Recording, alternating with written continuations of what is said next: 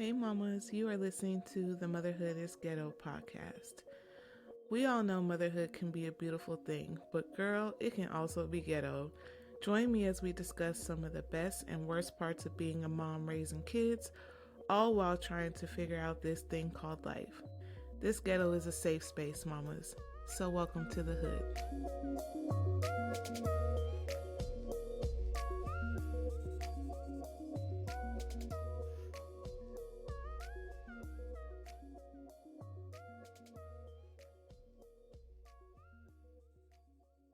Hey mamas, welcome back to another episode of Motherhood is Ghetto. My name is Joy, and how y'all doing today? If y'all doing all right, you already know what to say. Say amen. I pray you are having a great day and a great week so far. And y'all, it's almost Christmas. Christmas happens to be my favorite holiday of the year. And not so much so for like presents or anything like that. I really truly enjoy the holiday season. Like, I love the lights, I love the decorations, I love Christmas songs. I just love everything about Christmas, not necessarily like the gift giving part or like receiving gifts, but my favorite part of this season is because people tend to be festive and more happy. I love going to the mall and see how the mall is done up. I love driving around, seeing people's houses lit up, going to places like venues like that are lit up. Like me and the kids, we love to go to Enchant Las Vegas and where they have the ballpark all lit up. Like, I just think that it's very beautiful and very, very just festive. And I don't know, it's just my favorite time of year. Like, it's the favorite holiday for me for sure. But it's almost Christmas, and I hope and pray that you are done with your holiday shopping, gifts are wrapped and ready to go under the tree. And I don't know about y'all, but I know with when I was growing up, my parents used to wait until we fell asleep on Christmas Eve to put our gifts under the tree. Like, they would put the boring gifts under the tree like first. Like, they would put like the clothes, the shoes, like the boring stuff under the tree. But when it came Christmas Eve, then they would put like the big gun gifts, like the toys that we asked for, the bikes, all that stuff. So that way when we woke up on Christmas Day, like there was double the gifts under the tree than what we thought. And I don't know why. They always used to get us every year. Like, we would think that what was under the tree was all we were gonna get, and then there'd be double the gifts on Christmas Day. And I'm like, how do they always fool us like this? Like, we fell for it every time. But yeah, I hope that all your gifts are purchased, wrapped, ready to go for whenever you put them under the tree, or if they're already under the tree. So that way we could just relax and ride out the rest of this week until Christmas, and be as relaxed and stress free as possible. Amen. That's the goal. And I will say that I am I'm pretty much done Christmas shopping. Everything is bought and purchased, just needs to be wrapped. So that's what I'm gonna be working on before the kids get out of school officially. Like, I want everything wrapped and done with officially before they're out of school, because once they're out of school, then they're gonna be here at home and I won't have any time to do none of that. But yeah, but I hope that your day and your week is off to a great start and it's going well. So today's episode, we are going to be talking about some of the unspoken fears of parents raising autistic children, or autism parents, as we're called.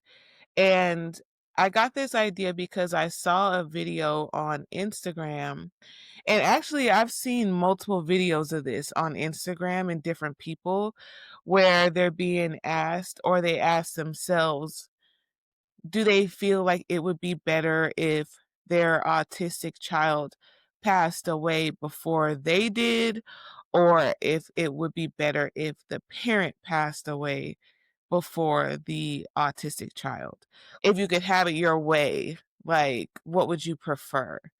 And at first, when I saw the videos going around, I thought it kinda jarring. I was like, "Who thinks of that?" Like, who's out here thinking of that? But then I had to take a moment and be like, "Joy, like, you gotta remember, like, caregiving is a lot, like, and it takes a heavy toll, especially on the parents who are doing the caregiving for someone, with special needs or that will need, like, lifelong caregiving." And it's stressful and it's a lot. And just also too, not even in the capacity of caring for someone with special needs, also too, like caring for sick elderly parents or a sick sibling, something like that. And you know what? Like that's probably a valid question. It's not anything that I've ever thought of because I know for sure, like, I don't wanna go before my children reach adulthood. That's one thing that I'm, like, for sure of, but at the same time, like, I definitely want my kids to outlive me, for sure. I don't wanna ever have to experience losing a child because I just couldn't imagine how that would feel, so I don't wanna imagine it. I want to imagine my kids outliving me, but that's a real question for some parents who are raising children on the spectrum. And also too, in the videos, they also talk about their other fears that they have being an autism parent and fears that they have for their child as their child grows and becomes an adult and a member of society. So I just wanted to kind of touch on that. And honestly, some of the fears that I have aren't too far off from the fears that I have for the rest of my kids. And I think too, the fears could vary depending on where your child sits on the spectrum because not every child is high functioning and also to the amount of caretaking that you have to administer for your child is going to depend on where they're at on the spectrum. So not everyone's experience is the same, but I know for me a lot of the fears that I have for Solomon align with the fears that I have for my other 2 kids as well who are not on the spectrum. I have fears that if they'll be able to take care of themselves financially or will they struggle in their adult life, like all those things, like, I think about for all 3 of them. But if I had to specifically think of some fears that I have for Solomon, specifically with him being autistic, I think my biggest thing was when we first found out that Solomon was autistic. My biggest fear was bullies and people making fun of him because he was unique. I'm living that fear right now. Solomon deals with bullies right now, and this is a new part of adolescence that we're navigating because all throughout elementary school, Solomon didn't have a problem with bullies. Everyone loved Solomon. Solomon was very well liked amongst his peers as well as his administrators. So we never had an issue with bullies and things of that nature until he got to middle school. And I don't know what it is about middle school kids, they just assholes. Like I don't know what they're putting in the milk for the middle school people, and I don't know how these parents are raising their kids, but they're just assholes.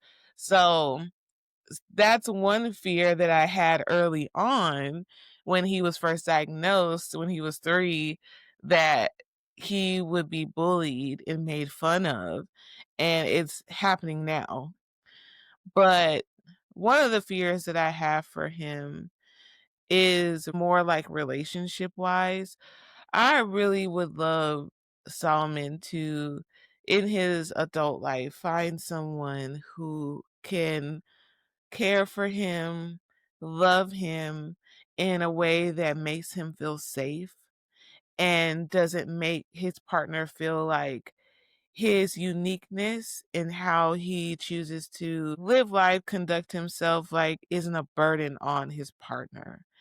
and his partner is someone who accepts him and embraces him for everything that he is and everything that he brings, and just someone that really cares for him and wants to see him do well. Like, my fear as his mom is that he won't be able to find that, and that's why I'm like, I need to stay alive as long as I possibly can because because if he can't find that type of relationship in a partner, then of course, like, I'm gonna continue to love him how I love him, but I really have this fear of Solomon getting to a point where he feels so alone and so depressed that he's just done with life. And in the mental health matters episode that I did where I talk about Solomon having suicide ideation and talking about ending his life, that's what scares me the most is that there won't be anyone to help reinforce, like making sure that he's seeing someone or going to therapy, talking out, his issues, opening up to people. I'm afraid that he'll get to a point where he just closes up and shuts the world out and those feelings and that ideation like takes over. So that's probably my biggest fear for him. I don't think that that really ties to his autism. That's just like my fear as his mom. But also too, like I said before, like the fears I think are going to vary depending on where on the spectrum a child is. And with Solomon particularly, he has high functioning autism, so he won't need as much help in his adult life, and he won't need continued around the clock care. He will be able to function as an adult and be able to work and drive a car and do all the things that normal people do because he's doing it now as a kid, doing all the normal things kids do. Um, but because he's on the spectrum, I do I do have thoughts of, like, if someone tries to take advantage of that, or he moves in with people and they take advantage of him and his money and just mistake, like, his autism as some sign of him being weak or him being dumb or, not equipped with the knowledge that he needs, like, all that stuff plays in my head, but I have to remember too that the way that I'm raising him and the way that I'm raising all my kids plays a part in that too, in getting them prepared and ready for what the world may throw at them. I can't prepare them for everything, but I can definitely like help them to be strong-willed, strong in their mind, and honestly just ask questions. Like don't take everything at face value. And that's what I try to teach my kids now and instill in them, especially like in the world of social media. Like they'll come and they'll show me something, and I'm like, man, that's not real. Like that's fake. Like that's not true at all. And just like fact find and before they believe something. And that's what I try to teach them. And I hope that that carries over with them into their adulthood. But all in all, like the fears that I have for Solomon are the same fears that I have for all my kids. And before I wrap up this episode, I wanted to mosey on over to Google to look up some of the common fears autism parents have for their child. And if any of these fears align with what you feel, then just know, like, you're not alone. A lot of us are thinking this, and it kinda touches on some things that I already mentioned about, like, financial and them being able to take care of themselves without you. But, let's go over some of the common fears of autism parents. So, the first fear is future and independence. A primary fear is what will happen to their child once the parents are no longer around to care for them, and a lack of autonomy in their child's adult life. And then also financial worries. Many parents express anxiety about the financial burden of providing ongoing care, therapies, and support for their child. Independence, concerns about ensuring their child has the skills to live a fulfilling life and manage on their own are prevalent. Social and emotional challenges. Parents worry about their child being bullied, rejected, or not fitting in with peers due to their social and communication differences. Again, I'm living that right now. That is a fear realized, and we are in the middle of it. We're in the thick of it. Um, Fear of their child experiencing high levels of anxiety, depression, or other mental health issues is a significant concern. Same, girl, Google. Same. Parents fear their child's disruptive behaviors, meltdowns, or instances of elopement, which can put their child in danger. And then the last part is day to day life and caregiving, where they need more caregiving. They need more like 24/7 type care. Um, the need for constant supervision and vigilance about their child's needs can lead to stress and burnout. Parents worry about navigating a complex system to find the right services, support, and educational resources for their child. Okay, pause on that for a moment because I agree with that. I agree with that 100%. What I know about resources and things like that for children with special needs, I've only learned by going through something and then someone educating me about it. Like the information, not that it's hidden, but it's not like when your child is first diagnosed with autism, like it's not like they hand you this grimoire of all the things, all the resources. Some of this stuff you really have to dig for, and some of these resources and educational stuff, like you don't know what you don't know. And a lot of what I do know and the knowledge that I have has been like that I've gotten like from Solomon's teachers and them just making sure that I knew my rights as his mom and his rights as the student, as the person, the individual with the disability. And I won't say that, the information is hard to come by, but it could be a challenge to get connected with the right resource, like the resource that's going to benefit you and your child the most.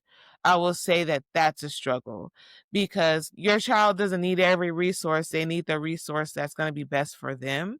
So finding that and navigating through that and all the different resources that are available, that's what can be challenging. Caregiving or caregiver burden. Some parents feel an overwhelming sense of burden from the demands of caregiving, which can impact their own health and relationships.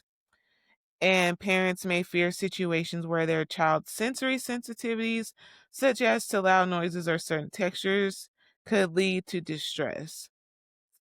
So, those are some of the common fears of parents dealing with autism. And I'm sure there's a myriad of other fears that we can incorporate when it comes to our children on the spectrum. But like I said, for me, for where Solomon is today, the fears that I have for him are just common fears, and they align with the same fears that I would have for my other son and my daughter if I were to leave this world before the age of maturity for them. So before they're, you know, out into the adult world, and I can see from my eyes that okay, they could take care of themselves. They know how to navigate the world, the system, they got a job, they got a place to stay. Like if I can't see them to that point, you know, um and it's just God's will that I can't get them to that point, then I'm just going to have to trust and believe that what I've done up until that point as their mom has has and will translate into how they function as adults. And by the grace of God, if I'm able to see them into adulthood and see them have their own kids and stuff like that, then I'd be grateful for that too. And I'm gonna do my best to be here to see it. Amen. So with that being said, mamas, I'm gonna go ahead and land the plane here. Thank you so much for tuning in today. I appreciate you. And don't be shy. If you're a parent raising a child with autism, let me know in the comments. Let me know what some of your fears are for your child. I would love to connect with you all. And yeah, you can leave a comment if you're listening on Spotify. You can leave a comment also too if you're watching this on YouTube. You can leave a comment there. Also, you can DM me. I'm on Instagram at motherhood_ghetto. So you could DM me there with any questions or comments, anything you have pertaining to the topic or any topic on motherhood, or if you have specific questions for me about grief or parenting through grief, raising kids, single motherhood, widow life, like all that stuff. I'm an open book. Ask me what you need to ask me and we could talk about it. But thank you so much again. And I hope everyone has a wonderful and happy holiday. I'll probably see y'all again before Christmas because I think Christmas Eve is a Wednesday. So that is an upload day. So I'll probably see you guys before Christmas. But if I don't, then I hope you have a happy Christmas, happy holiday, all that stuff.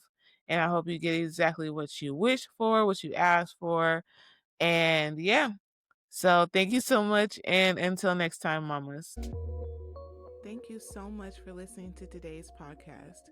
Don't forget to follow the podcast and share with anyone who you think may enjoy it. And follow me on Instagram at motherhood_ghetto. Also, feel free to DM me if you have any experiences, opinions, or views on motherhood you'd like me to share on the podcast. Until next time, mamas.